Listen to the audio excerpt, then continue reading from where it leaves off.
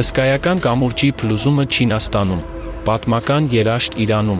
ավերիչ տորնադոներ Բրազիլիայում, 2 մահացու թայֆուններ Ֆիլիպիններում, եւ սա այն բնական աղետների ընդամենը մի մասն է, որոնք ցնցեցին մոլորակը անցյալ շաբաթ։ Սակայն կա մեկ իսկապես տպավորիչ լուր, որը հույս է ներշնչում այս կլիմայական մղձավանջից դուրս գալու համար։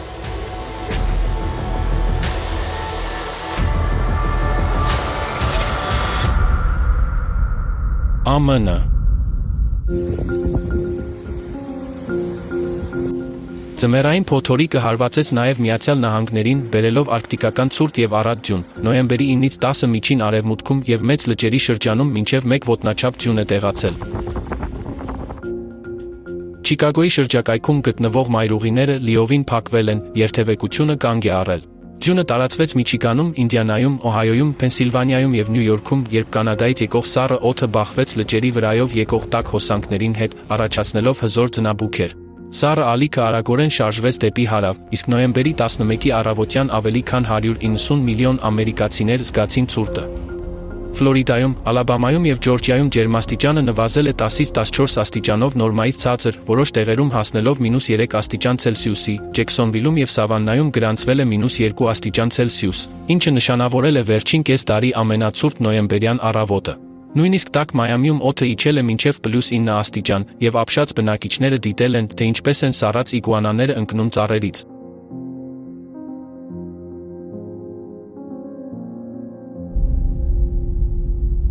Կանադա Նոյեմբերի 9-ին Կանադայի հարավ-արևելքում հազվագյուտ վաղ ձնաբուք է տեղացել։ Քվեբեք նահանգում գիշերը տեղ-տեղ մինչև 35 սանտիմետր ձյուն է տեղացել։ Ամենաշատը տուժել են Մոնրեալի շրջանը եւ Մոնրեալ քաղաքը։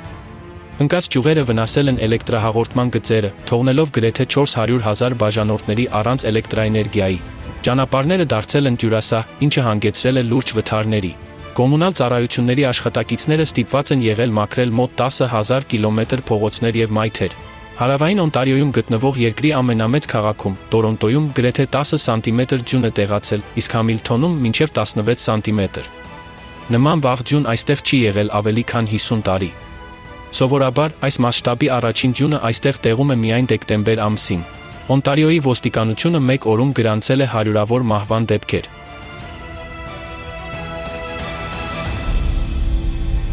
Բրազիլիա Նոյեմբերի 7-ին Բրազիլիայի մի քանի նահանգներ տուժեցին փոթորկի ուժգնությամբ քամիներից, ուժեղ անձրևներից, կարկտից եւ նույնիսկ տորնադոներից։ Ամենաողբերգական իրադարձությունը տեղի ունեցավ Պարանա նահանգում, որտեղ հզոր տորնադոն ավերեց Ռիո Բոնիտո դու Իգուասու համայնքի 90%-ը։ Ընդամենը մի քանի րոպեում ամբողջ թաղամասերը վերածվեցին ավերակների, իսկ մեքենաները ցրվեցին ինչպես խաղալիքներ։ Քաղաքը նմանվեց պատերազմական գոտու։ Փրկարարական խմբերը ժամերով զննում էին ավերակները, փնտրելով ողջ մնացածներին։ Ցավոք, աղետը խլեց 6 մարդու կյանք։ 750 մարդ վիրավորվեց, որոնցից 30-ը գտնվում են ծանր վիճակում։ Զոհերը տեղափոխվեցին մոտակա քաղաքների հիվանդանոցներ։ Տեղի բնակչությանը բժշկական օգնություն ցուցաբերելու համար ստեղծվեց դաշտային հիվանդանոց։ Առնվազն 1000 մարդ մնաց անօթևան։ Հարևան քաղաքներում ստեղծվեցին փախստականների համար ժամանակավոր կացարաններ։ Համայնքը ավերված էր, բայց մարդիկ չհուսահատվեցին։ Ոմանք օգնեցին իրենց հարևաններին, մյուսները պարզապես ուրախ էին, որ ողջ են մնացել։ Հարևան քաղաքներից սկսեցին օգնության հասնել, եւ կամավորներն ու տեղի բնակիչները համատեղ աշխատում էին փողոցները մաքրելու եւ ավերակները հավաքելու համար։ Զոհերից մեկն ասաց. «Քամին քշեց ամեն ինչ, բացի ապրելու կամքից»։ Ռիո Բոնիտո դու Իգուասու քաղաքին հարվածած ավերիչ տորնադոն այս տարի մոլորակի վրա ամենահզորներից մեկն էր եւ ամենաողբերգականը ժամանակակից Բրազիլիայի պատմության մեջ։ Հիմնվելով լայնածավալ ավերածությունների վերլուծության վրա, մասնագետները այն դասակարգեցին որպես F4 կատեգորիայի տորնադո, որտեղ քամու արագությունը տատանվում է ժամում 250-ից մինչև 300 կիլոմետր։ Դաշտային վերլուծությունը եւ ռադարային պատկերները հաստատեցին, որ հարևան Սանտա Կատարինա նահանգում ձևավորվել են եւս 3 տորնադո, որտեղ դրանք զգալի վնաս են հասցրել 3 համայնքներին։ Փոթորիկը ուժեղ անձրևներ է բերել Ռիո Գրանդի դու Սուլ նահանգի կենտրոնական եւ հյուսիսային մասեր։ Որոշ շրջաններում տեղումների ընդհանուր քանակը մեկ օրում հասել է 150 մմ, գերազանցելով ամսական միջինը։ Նահանգի մայրաքաղաք Պորտո Ալեգրեում ժամում 17 կիլոմետր արագությամբ քամիները տապալել են ծառերը։ Ռոլանդիի թաղապետարանում մի երիտասարդ մահացել է, երբ ծառը ընկել է։ Մոտ 800,000 բնակիչ մնացել է առանց էլեկտրաէներգիայի։ Սերագաուչա շրջանում բազմաթիվ սողանքներ առաջացրել են երթևեկության խափանումներ և գույքային վնասներ։ Կաշիաս դու Սուլ մունիցիպալիտետում սողանքը վնասել է 1 տուն և 4 մեքենա։ Բարեբախտաբար, ոչ ոք չի տուժել։ Իսկ Պարանա նահանգում ավերածությունները այնքան մեծ էին, որ արտակարգ դրություն է հայտարարվել առնվազն 14 քաղաքներում։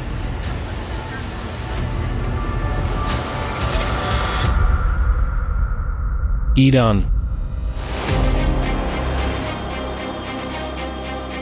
Իրանը ապրում է պատմության մեջ ամենածանր ջրային ճգնաժամերից մեկը։ 10 միլիոն բնակչություն ունեցող Թեհրան քաղաքը սնուցող ջրամբարները լցված են 10%-ից էլ պակաս, իսկ ջրային հիմնական տարածքները, այդ թվում Քարաջև գործնականում չոր են, դրանց վրայով կարելի է քայլել։ Հոկտեմբերից մինչև նոյեմբեր երկիրը ստացել է ընդամենը 2,3 միլիմետր անձրև, ինչը 81%-ով պակաս է նորմայից։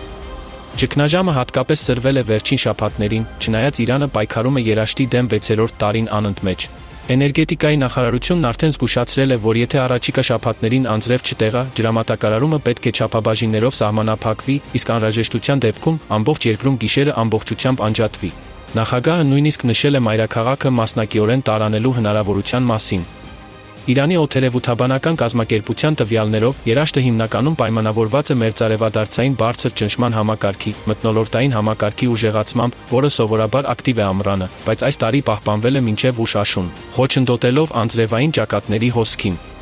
Նմանատիպ պայմաններ են դիտվում նաև Իրաքում, Սիրիայում և Թուրքիայում։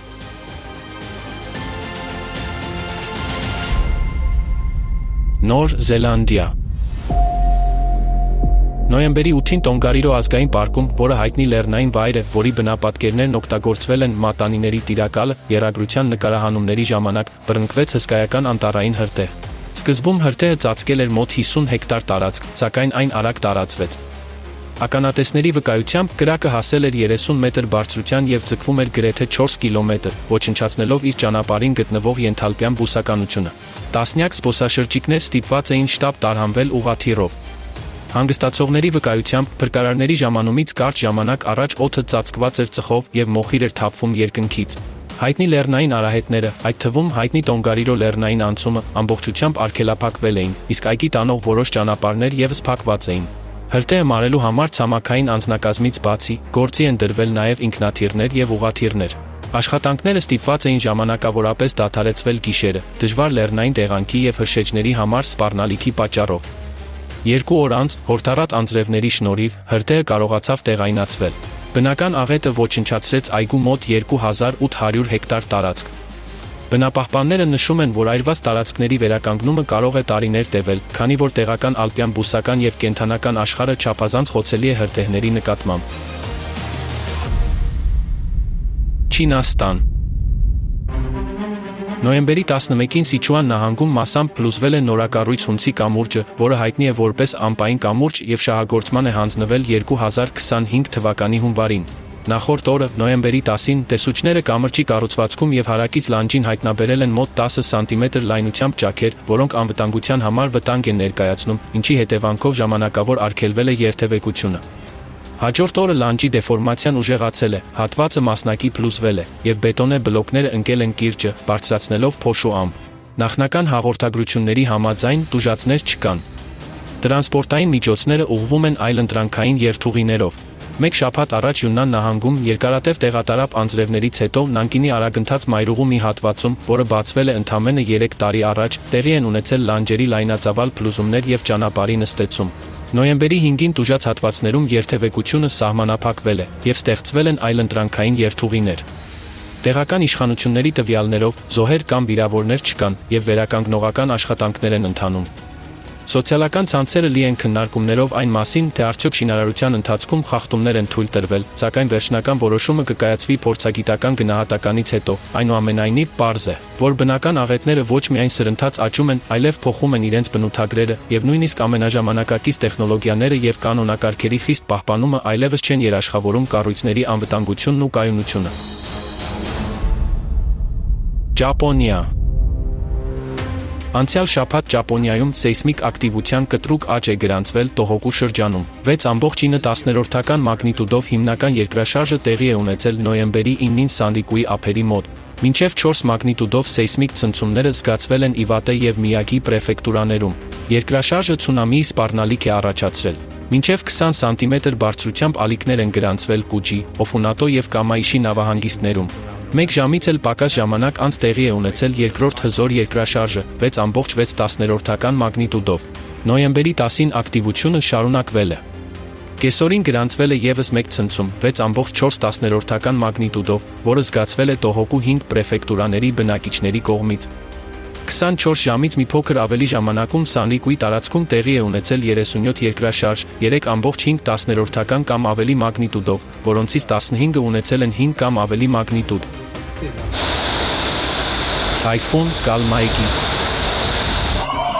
Ֆիլիպինների բնակիչները դեռ չէին վերականգնվել 6.9 մագնիտուդ ուժգնությամբ հզոր երկրաշարժից և թայֆունների շարքից, երբ տարերքը կրկին հարվածեց։ Նոյեմբերի 4-ին Կալմայգի թայֆունը հարվածեց Սեբու նահանգին, բերելով հեղեղատարափ անձրևներ, սողանքներ և աղետալի ջրհեղեղներ։ Տոլեդո քաղաքում մեկ օրում տեղացել է մինչև 428 մմ անձրև, ինչը ամսական միջին ցուցանիշից 3 անգամ ավելին է։ Տարածաշրջանի հիդրոտեխնիկական կառույցների մեծ մասը նախագծված է առավելագույնը 5 մետր ջրի մակարդակին դիմակայելու համար, իսկ ամենահուսալիները 10։ Սակայն թայֆունը բերեց 12 մետր, ինչն ավելին է, քան առկա կառույցները կարող էին դիմանալ։ Արդյունքում, լեռներից ջուրը ներխուժեց բնակելի տարածքներ։ Որոշ տեղերում ջրի մակարդակը բարձրացավ 3 մետրից ավելի, ողողելով ամբողջ թաղամասեր։ Որոշ աղքատ թաղամասեր, խարխուլ տներով, ամբողջությամբ լվացվեցին հզոր հեղեղատների կողմից։ Տեղացի բնակիչները պատմեցին, որ նախկինում էլ են թայֆուններ տեսել, բայց Կալմայգին տարբեր էր, չափազանց ուժեղ էր։ Ջրերի նվազումից հետո տեսանելի դարձավ ավերածությունների մասշտաբը։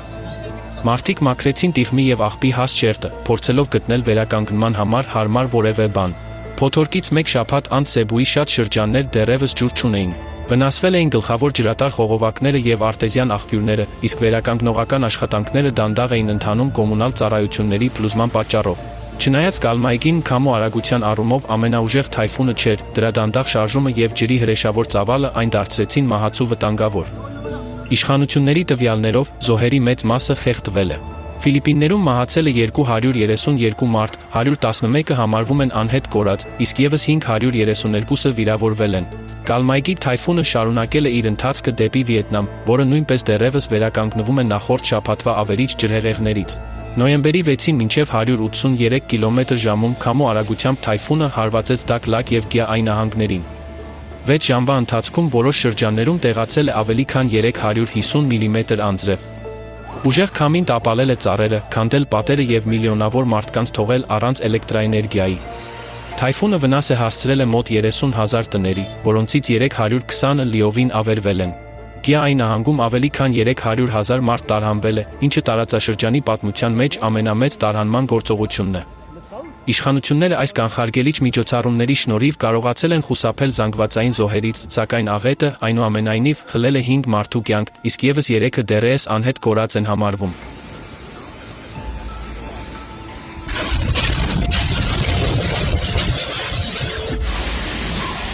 Ֆունգ Վոնգ թայֆուն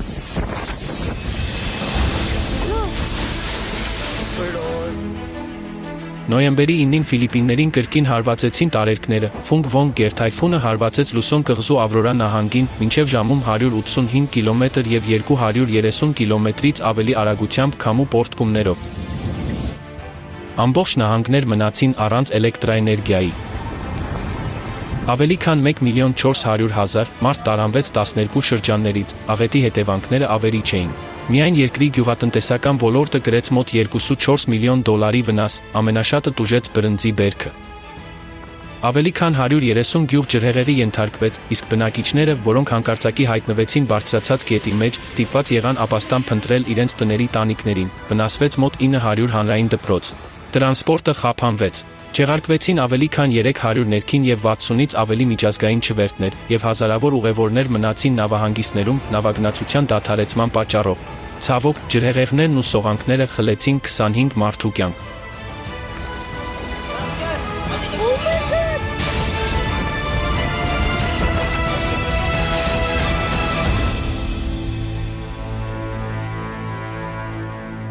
Ակնհայտ է, որ բնական աղետների աճող դեպքերը պահանջում են համապարփակ միջառարկայական հետազոտություններ։ Աշխարհը կարիք ունի ոչ միայն դիտողական գիտության, այլև հիմնարար եւ կիրառական հետազոտությունների, որոնք կօգնեն մեղմել կլիմայական աղետների հետևանքները եւ վերացնել դրանց պատճառները։ Եվ ահա մի քանի իսկապես կարևոր նորություններ։ Allatra գլոբալ հետազոտական կենտրոնն այժմ գործում է։ Սա ոչ թե ֆորմալ հաշվետվության համար նախատեսված պաշտոնական նախագիծ է, այլ կենսունակ միջազգային գիտական հարթակ, որտեղ տարբեր երկրների գիտնականներ միասին աշխատում են մեկ նպատակի համար՝ փրկել կյանքը եւ մոլորակի ապագան, չկան հովանավորներ կամ քաղաքական ճնշումներ, միայն գիտություն եւ կամավոր համագործակցություն։ Այս մոտեցումը թույլ է տալիս անկեղծորեն վերլուծել, թե իրականում ինչ է կատարվում կլիմայի հետ։ Կենտրոնի հիմնական առանձնահատկությունը լիակատար բաց լինելն է։ Բոլոր հետազոտությունների արդյունքները հրապարակվում են հանրային տիրույթում։ Սա նշանակում է, որ բոլորը, թե գիտնականները եւ թե պարզապես նրանք, ովքեր հոգ են տանում աշխարհի մասին, կարող են տեսնել ճշմարտությունը։ Եվ այն այլևս չի կարող քողարկվել հանգստացնող հայտարարությունների հետևում, թե ամեն ինչ վերահսկողության տակ է։ Allatra գլոբալ հետազոտական կենտրոնը քայլ է դեպի գիտություն, որը ծառայում է մարդկանց եւ հնարավորություն է տալիս գտնել կլիմայական ճգնաժամի իրական լուծումը։